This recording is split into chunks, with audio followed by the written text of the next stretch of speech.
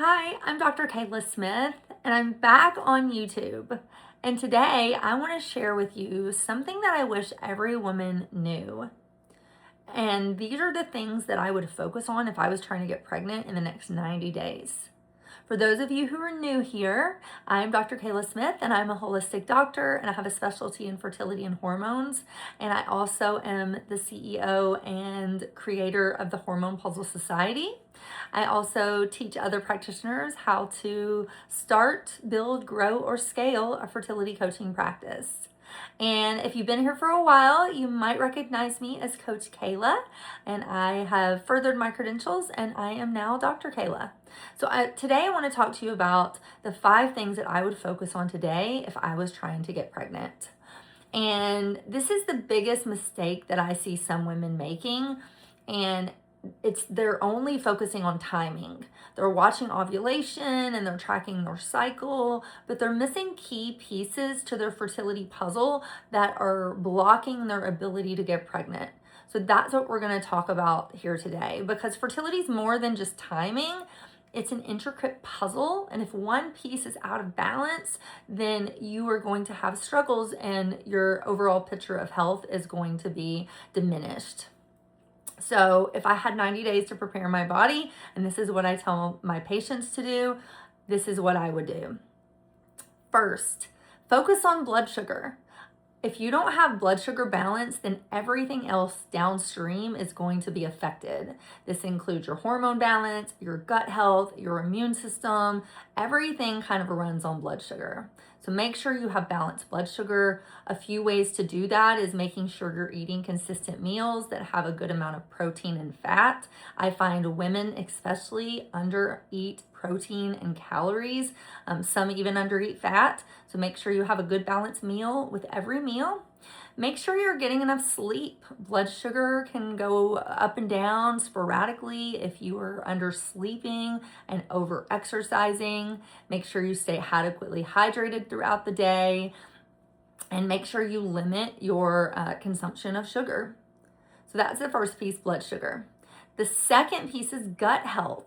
I find so many people don't focus on gut health, and they just think that bloating after meals or being hungry all the time or having sugar cravings or being constipated or having diarrhea is just normal. They're told that I've always been like that. This is normal. But any symptom that's more than mild is not normal. It's your body's way of telling you that something is wrong. So if you're having any of those symptoms, especially if you're having those symptoms, but really for anybody, we need to look at our gut health. We need to make sure that we're going to the bathroom at least one time a day and having a BM. I like multiple times a day, but at least once. It's easy to pass. It's not super smelly or messy. We are staying adequately hydrated. This is another big piece around gut health. We want to make sure we're getting enough electrolytes, enough water. Maybe if you are having those symptoms, you need to do some further functional testing. You need to do a microbiome analysis to look for opportunistic bacteria or parasites or fungus, and really making sure that there's nothing in there that's wreaking havoc, that's causing a leaky gut, that's causing inflammation throughout the body. So really focusing on gut health is essential. Now, pre and probiotics can be helpful, but they're not right for everyone. So make sure that you're taking the right pre and probiotics for you. And again, that's where gut testing would come in. Number 3 is detox pathways. We're surrounded by toxins all around us, in our water, in our air, in our products we use, in the food we eat. Even if you're eating organic, you will have toxin exposure. And so making sure that your body is efficiently eliminating toxins is so important. And so that's the things that you can control. Eating organic when you can, it fits your budget. Eliminating toxic products, taking a hard inventory of what products you're using and saying, do I need all of this? That's a great way to save money and eliminate some toxins. Just get rid of some stuff. You don't need 6 or 7 different products to put on your face or your body. Most people just need minimal products. So make sure that you are checking your products for toxins and you're eliminating the ones that you can. Also checking things like your cookware. Are you cooking on Teflon? Are you drinking out of plastic water bottles? Do you have plastics in your, are you wrapping your food in plastic for lunch every day? So really making sure that you're taking a hard look at the toxins in your environment, making sure your air in your house is filtered, changing out your air filter regularly, filtering your water, getting like a Brita or a reverse osmosis system, just trying to eliminate toxins as best as possible from your life. And then make sure your detox pathways are open, doing things every day to make yourself sweat. Getting in a sauna or a steam room if you have access to that, taking a hot shower even, doing things like castor oil packs and dry brushing. All of these things are going to allow your body's detox pathways to work efficiently and you will eliminate toxins. Number 4 is nutrients. Even if you have perfect labs, even if you've been told you're normal, a lot of people have nutrient deficiencies or mineral imbalances. And so making sure that you are eating whole food balanced nutrition, your gut is optimized so you're absorbing that nutrition, and you don't have low minerals or vitamins and nutrients through testing. This is number 4 and it's super important. And one other thing I wanted to mention on toxins is if you're drinking alcohol, you're drinking a lot of caffeine, you're smoking marijuana, or your partner is doing any of those things, all of that falls under toxins. And minimize or eliminate if possible for the 90 days before you're trying to get pregnant, especially if you're struggling with infertility. Stop those things now.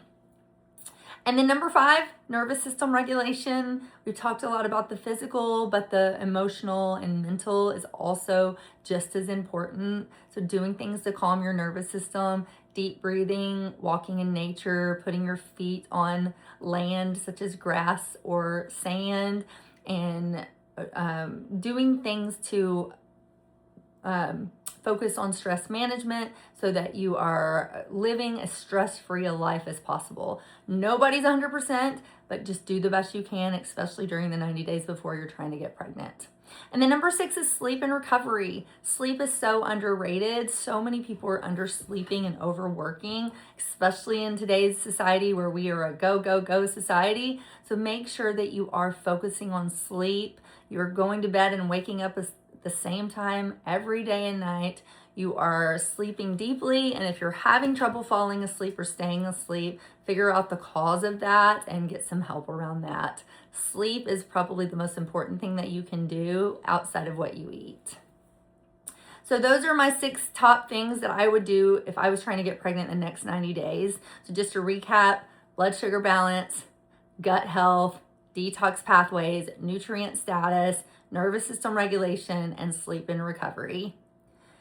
And this is what I call a root cause approach. Instead of guessing or being told everything's normal or being told you have to do IVF, instead of doing those things, let's take a deeper look. Let's ask, what is missing? What is out of balance? And what is my body trying to tell me with these symptoms? It's all so important. And I want you to hear this when I say this. If you've been struggling to get pregnant, you've been struggling with infertility, you're not broken.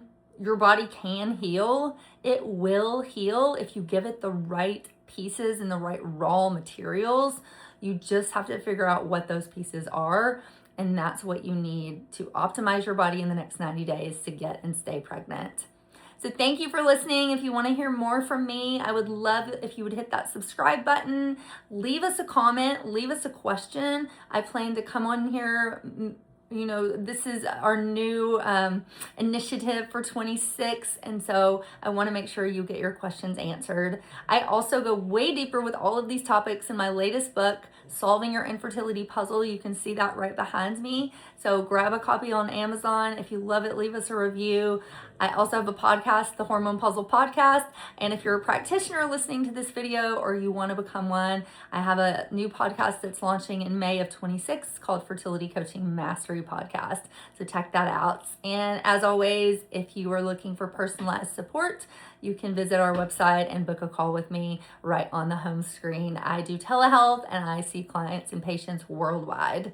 So thank you again for listening, and I cannot wait to see you as our next success story. So I'll see you in the next video. Bye for now.